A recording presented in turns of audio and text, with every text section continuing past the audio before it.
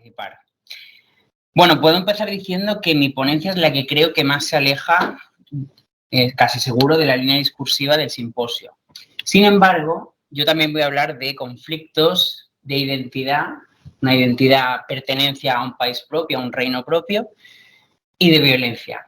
Y lo haré a través de un personaje que, en mi opinión, es un personaje que los que me conocen saben que estoy pues, casi obsesionado con esta reina. Es un personaje historiográfico que ha quedado muy olvidado durante mucho tiempo, que es María Luisa de Orleans, la esposa del mal llamado rey hechizado, y que está siendo revalorizada. Es decir, ahora tenemos estudios como los de Ezequiel Borgoñoni y Elisabetta Lurgo que están revalorizando a esta reina, y yo lo intento también.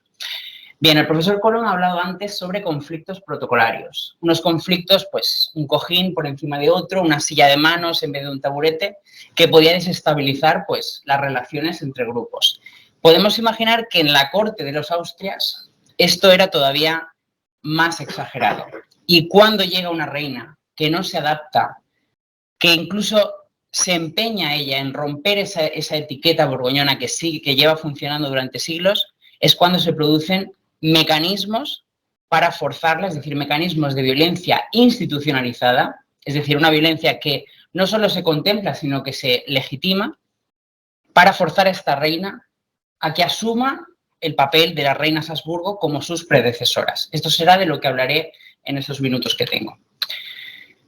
Para poder tratar este tema, parto del concepto, es un concepto que lleva funcionando durante décadas, el soft power o poder blando que se llama, que se puede entender como un poder imperceptible, un poder invisible, pero que es capaz de forzar a las personas a tomar un camino concreto. Es decir, hay historiadores y politólogos que lo han identificado con la idea de Estado, por ejemplo, pero en la Edad Moderna también se puede identificar con la corte. Es decir, la corte tiene una capacidad muchas veces imperceptible para trazar un camino, es decir, el camino supuestamente correcto. Y esto afectaba a todos los miembros de la corte.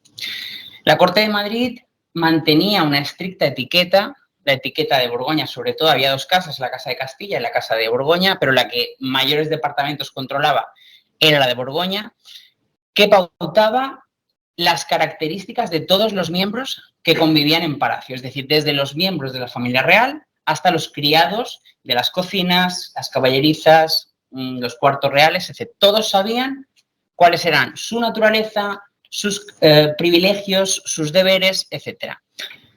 Por supuesto, la corte no aceptaba ningún tipo de excepción. Es decir, si uno mira la documentación del Palacio Real, observa que se huye completamente de precedentes, de excepciones y se condena cualquier tipo de transgresión contra esa tradición cortesana. ¿De acuerdo? Y esto es importante porque esto será lo que encuentre esta joven reina de 17 años cuando llegue desde Francia a la corte de Madrid.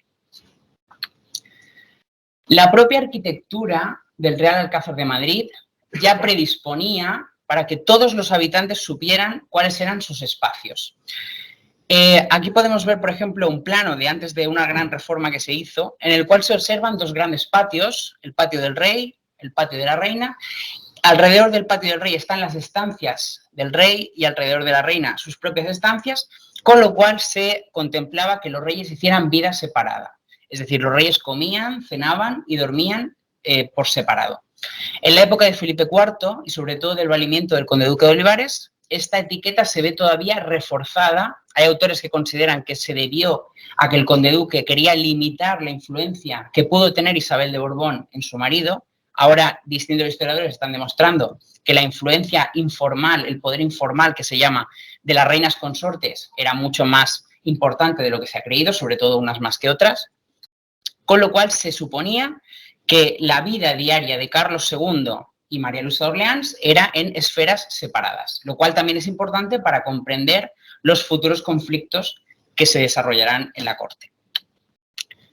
Además, cuando María Luisa llega a España, en diciembre de 1679, existe una idea, una imagen de reina Habsburgo. Es decir, todo el mundo sabía cuáles eran los atributos, las virtudes que adornan, obviamente es un discurso artificial, ¿de acuerdo?, que debían adornar a una reina Habsburgo. La reina Habsburgo, por antonomasia, es una reina virtuosa, una reina devota, caritativa y obediente.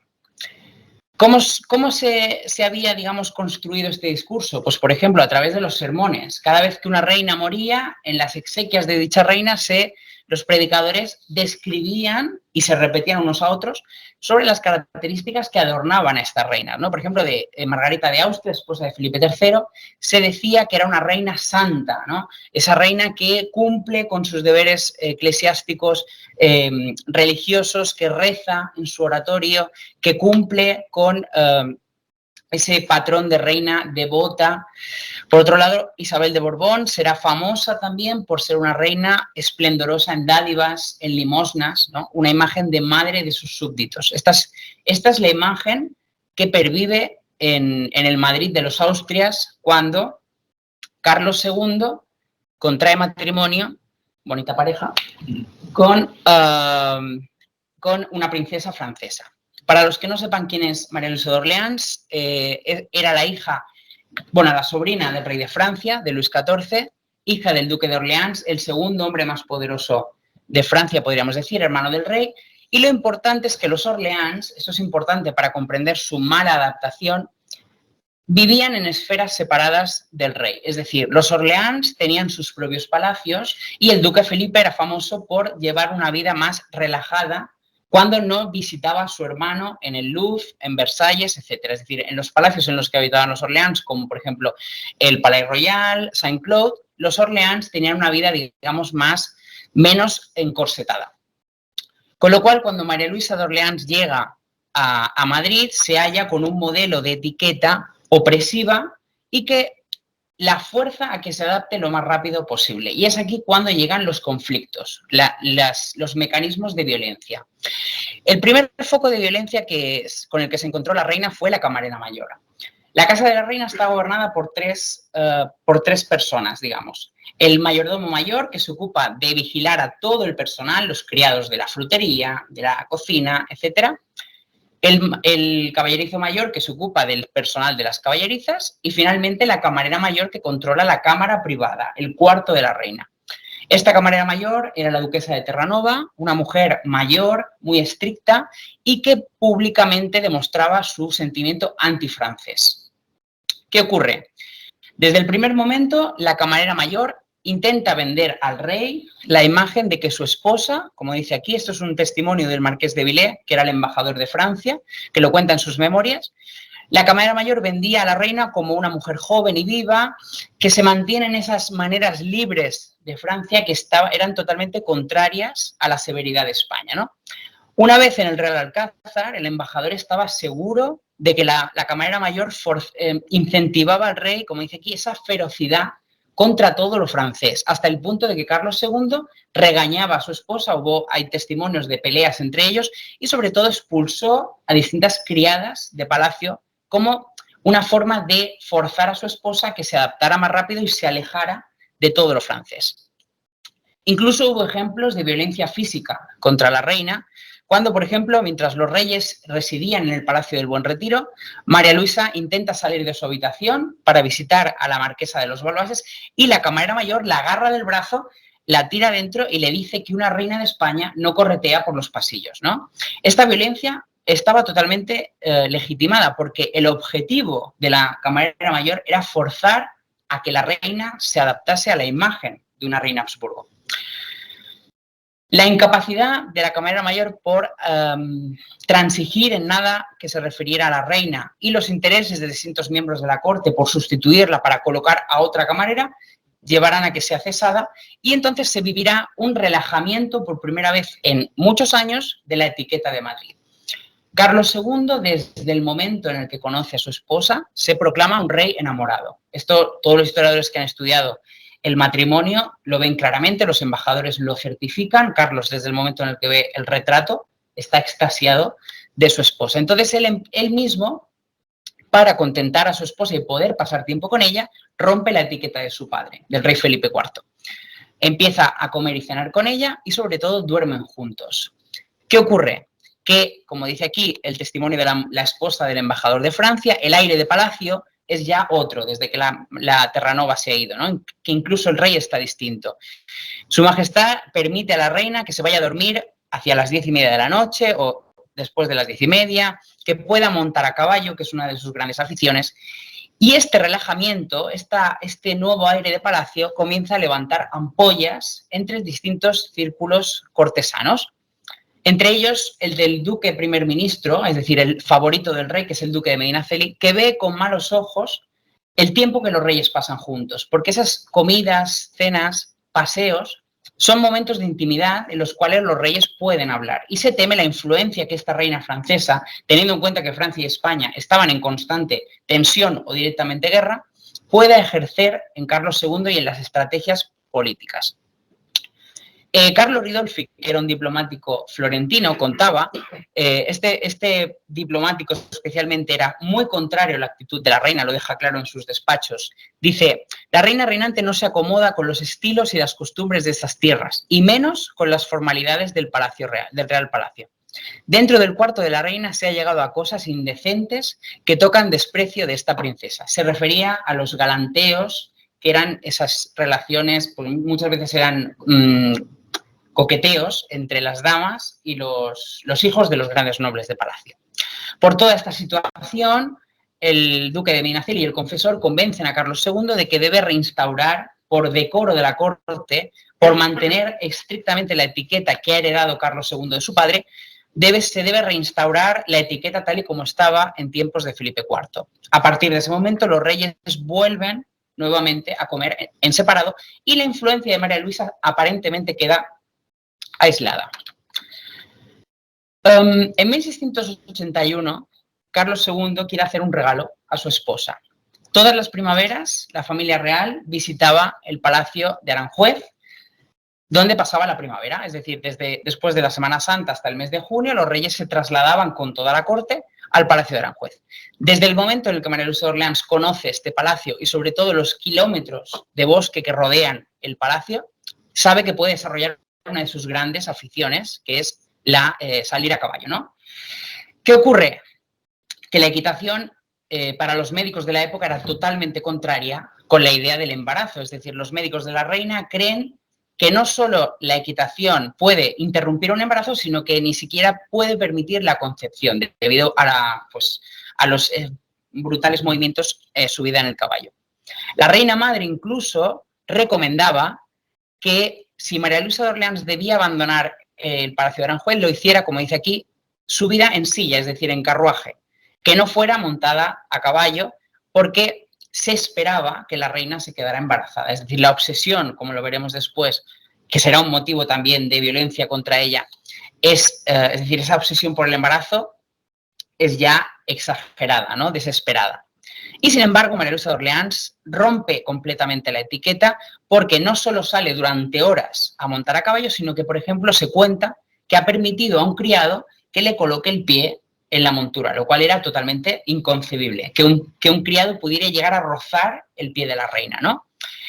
Por todo esto, Carlos II recibe esos comentarios y termina de algún modo castigando a su esposa. ¿Y cómo lo hace? Como dice la última frase del último fragmento, dice, de que ha resultado en parte la resolución que se ha tomado de abreviar la estación en aquel sitio. Es decir, los reyes debían volver en junio y a mediados de mayo deciden retornar porque los comentarios que llegan al rey de la actitud que toma su esposa, que es totalmente contraria a la etiqueta, no dejan de crecer. Pero es que en el año 82 se produce un acontecimiento que altera completamente la vida de la corte. Las damas de la reina no pueden seguir los paseos de María Luisa de Orleans por distintas razones. En primer lugar, en tiempos de la regencia, es decir, cuando Carlos II era pequeño, la reina madre había interrumpido los paseos a caballo, en primer lugar por el pesado hábito de viuda que llevaba y además porque se había dejado de realizar salidas a los palacios durante los primeros 10 años, cuando el rey era muy pequeño. Por todo esto, además de que las damas debían llevar unos vestidos muy ligeros para poder subir al caballo, muchas damas eran contrarias a esta actividad. ¿Qué ocurre? Que llega un momento en el que protagonizan lo que distintos embajadores han reflejado como una especie de huelga, es decir, las damas, como la reina rompe la etiqueta, el decoro que se espera de ella, se niegan a acudir a las caballerizas. Y ustedes dirán, bueno, tampoco es que esto pueda alterar demasiado la vida en la corte. Claro, el problema es que estas damas son hijas de los grandes ministros del rey, de los grandes de España que viven en Madrid. Entonces son los padres los que tienen que intervenir y forzar a sus hijas a que acudan a las caballerizas a montar con la reina. El problema viene cuando, unos meses después, en octubre de ese año, mientras los reyes residen en el Escorial, una de las damas de la reina, Manuela de Velasco, tropieza con el caballo, se da un golpe en la cabeza y a las pocas horas muere de una hemorragia interna. ¿Qué ocurre? Que la furia de la corte se lanza sobre la reina. Es decir, el embajador francés cuenta cómo todos hablan y culpan a María Luisa de Orleans como la responsable de la muerte de la sobrina del condestable de Castilla. Es decir, ella se ha empeñado en ejercitar, en realizar esos ejercicios y ahora una dama noble ha muerto por su responsabilidad. La reina dirá públicamente que deja de montar para siempre, obviamente no lo va a cumplir, pero ella se ve forzada a renunciar a esos paseos por lo menos durante unos meses. Y si hubo un acontecimiento, digamos, una situación que afectó a María Luisa de Orleans y de la cual se le culpó porque no estaba cumpliendo con la función y el objetivo que se esperaba de toda reina consorte, era esa idea de una reina estéril. Actualmente, los historiadores de la medicina que se han centrado en el estudio ginecológico de la reina y sobre todo del rey, están casi convencidos de que realmente si hubo un problema de esterilidad seguro era por parte de Carlos II, pero en aquella época se culpó a María Luisa, es decir, si nosotros vemos la imagen que se tiene de Carlos II es la de un rey corriente, nadie habla más allá de, pues sí, era un rey feo, pero había muchos reyes feos, eso no era un problema, era el rey, además. ¿Qué ocurre?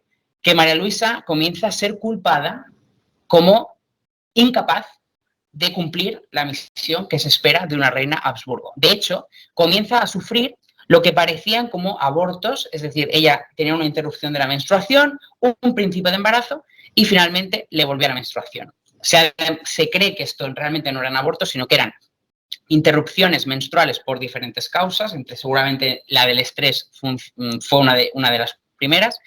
Y lo importante es que conforme pasan los años, esa decepción comienza una vez más a culpar a la reina por su incapacidad. Y es cuando la corte comienza a atacar nuevamente a esa reina que no está haciendo lo que se espera de ella. Esta es una carta de la reina María Teresa de Austria, reina de Francia y tía política de María Luisa y hermana de Carlos II. En esta carta ella cuenta que le han llegado unos rumores de lo que las damas de la corte española están diciendo de la reina. Dice: lo que me dicen algunas señoras que son mejores que mi hermana, habla de María Luisa, esa es la mayor insolencia del mundo de llegar a decir tal cosa de su reina. Y cierto que el duque, el padre de la reina, es hijo de rey como el rey mismo, y que en cuanto a la cualidad no hay diferencia de un hermano a otro. Es decir, el duque Felipe de Orleans había tenido ya en esta época 4 hijos y nada hacía pensar que su hija fuese estéril. Claro, las damas de algún modo comienzan a ridiculizar a María Luisa de Orleans, es decir, se presentan como más capaces de cumplir su propia misión y obviamente estos rumores llegan a la propia reina. El rumor en la corte de los Austrias asume una función de arma política, es decir, la corte de los Austrias está plagada de rumores que muchas veces tienen una intencionalidad, ¿de acuerdo? En este caso, estos rumores lanzados en la corte, no digo que todos los rumores que se lanzaran tuvieran un objetivo político, pero muchos de ellos parece que intentan desacreditar pues, a un personaje en concreto. Podría ser al primer ministro o incluso a la reina madre, etc. Desde los primeros meses en los que María Luisa de Orleans llega a España y ve que no es capaz de concebir un heredero, comienza a hablarse de repudio, que la reina pueda ser repudiada para que Carlos se case con una reina más capaz. Este rumor lo recoge, por ejemplo, Carlo Ridolfi, el diplomático florentino, y cuenta que ha escuchado que la reina madre, cuando dice su majestad se refiere a la reina madre, pretende el casamiento de la imperial archiduquesa con el rey. Es decir, que Carlos se separe de María Luisa, la repudie, y el rey se case con su sobrina, con la archiduquesa María Antonia. Obviamente, esto era un rumor totalmente infundado. Carlos nunca dio señales de que quisiera separarse de su esposa, ni que tuviera intención de ello, pero la propia María Luisa le cuenta al embajador, en otro rumor, que ella misma ha escuchado que si no se quedase embarazada en un plazo de 6 meses, podría plantearse el repudio. Como se puede ver, los rumores al final tienen una intencionalidad política, ¿no? Y finalmente aparecen incluso rumores de traición, que estos eran más peligrosos. Desde el año 1682, más o menos, el embajador de aquel momento, que ya era el conde de la Bourgogne, informa de que ha escuchado rumores sobre que la reina ha llegado de París con brebajes que pretenden mantenerla estéril. Unos brebajes que tienen la intención, como digo, de que no pueda concebir un heredero para que cuando Carlos II muera, un príncipe de Francia pueda reclamar el trono. Es curioso que 2 décadas después, un príncipe francés al final sería rey de España, ¿no? Pero para que vean que al final se culpaba al final de que incluso la propia reina era la primera que no quería quedarse embarazada. Obviamente también son rumores infundados que no tienen ningún tipo de prueba. Y finalmente se desata una imagen de reina escandalosa. Hay que tener en cuenta que la imagen de la reina Habsburgo era la imagen de una reina obediente y sobre todo silenciosa. Se habla del silencio de la casa de la reina, ¿no? ¿Qué ocurre? Que María Luisa de Orleans protagonizará distintas, porque esto al final es un poco el hola o qué me dices, ¿no? Protagonizará distintas discusiones con el rey y en este punto, como se puede ver, de algún modo culpan a Carlos II por no ser capaz de someter a su esposa. Dice, no teniendo su majestad todavía años, experiencias ni robusteza para hacerse respetar como rey ni como padre de familia dentro de su corona y casa, ni para enseñar a la reina su mujer y a una princesa francesa, bueno, como ven, la imagen de Francia en la corte española era terrible y en parte con razón. Y el decoro con la quietud que hasta aquí han observado las reinas de España en tiempos del Levítico de la Casa de Borgoña, al cual admirablemente se acomodó la reina doña Isabel de Borbón, que gloria ella. Es decir, al contrario de otra reina francesa, Isabel de Borbón, que asumió perfectamente el rol, la imagen de reina Habsburgo, tenemos a una reina que no solo no se aclimata, sino que incluso el rey es incapaz de someter, ¿no? Como se puede ver al final, la corte exige, a través de pasquines, panfletos que llegaron al rey, que el rey domine, someta a su esposa. Esta situación se verá todavía más exagerada con la segunda esposa, Mariana de Neuburgo, que ya es otro tema.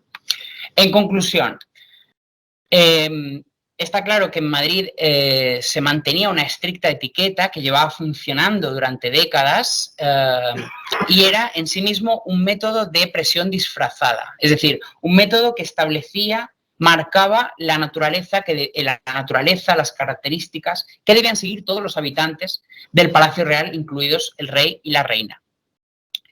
La tradición conocida era importantísima y determinante y existía un claro temor a crear precedentes, es decir, se huía de cualquier tipo de modificación que alterara la etiqueta, cosa que María Luisa de Orleans muchas veces inconscientemente pues intentaba romper.